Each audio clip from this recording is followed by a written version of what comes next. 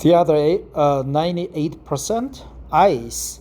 Now NICE, I think. Trump wants to name ICE as NICE, National Investigation Bureau of Customs and Employment.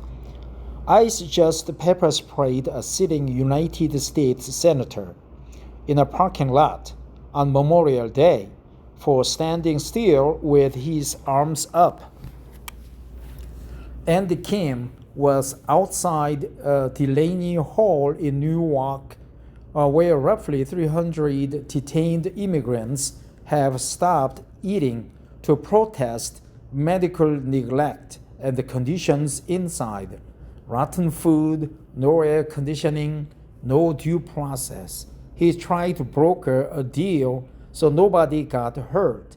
ICE answered with an armored vehicle, a line of armed agents, and less lethal rounds fired into the crowd. Kim threw his arms up in a stop motion and put his own body in the gap. They sprayed him anyway. It's just burning, he said while volunteers poured water into his eyes. Here's what the cameras did not show you. Delaney Hall is run by the GEO Group, a private prison corporation that holds a 15-year billion-dollar contract to cage human beings on our dime. Last year, they posted a record $254 million in profit, roughly a 700% jump from the year before, riding Trump's deportation machine straight to the bank. Wow, interesting.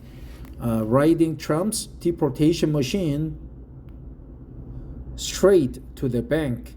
And the people connected to GEO funneled about $1 million into pro-Trump PAC. The investment paid off. So here is the arrangement. A company gets rich locking up people who, by the government's own leaked numbers, mostly have no violent record at all. The food spoils, the care disappears, and when fathers and mothers refuse to eat in protest, the answer is not a hearing. It is chemical spray in a parking lot. So we say you are fucked in the parking lot. You are fucked in the car lot, right? You are fucked in the car used car parking lot. And people connected to GEO. When the governor of New Jersey asked to inspect the place, she was turned away at the door. When a senator asked questions, he got a face full of pepper spray. He got a face full of pepper spray. He got a face full of pepper spray. He got a face full of pepper spray. He got a face full of pepper spray.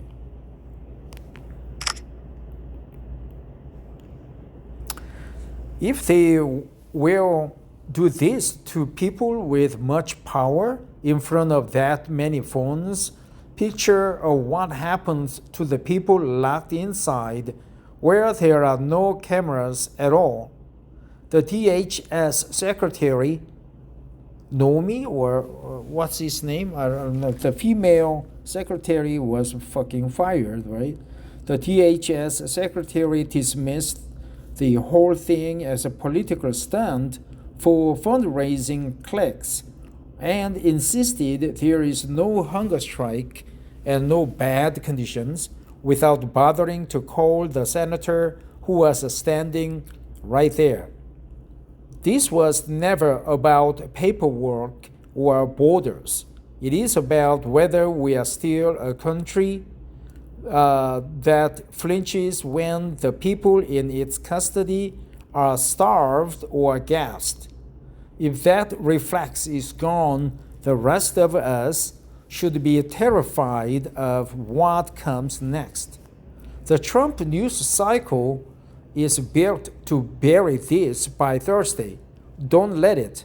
The fight for immigration justice must continue. I have ambivalent feelings regarding the ICE operations and the illegal immigrants situation in America. I think that illegal immigrants are subjected to the local government's laws. They should be deported, and the borders should be secured with walls if possible.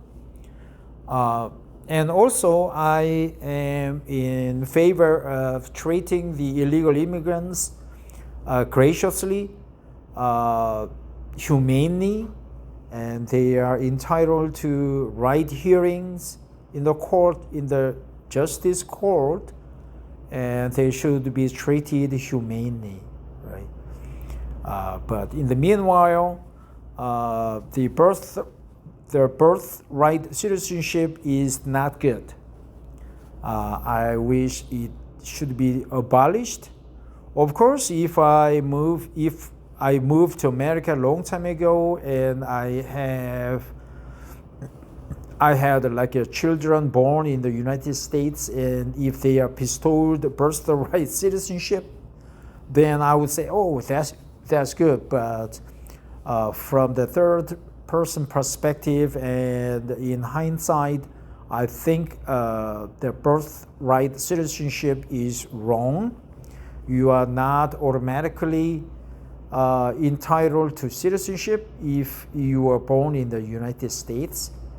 Citizenship is not that easy, I think. But nonetheless, illegal immigrants should be treated well, and they should be deported back to where they came from.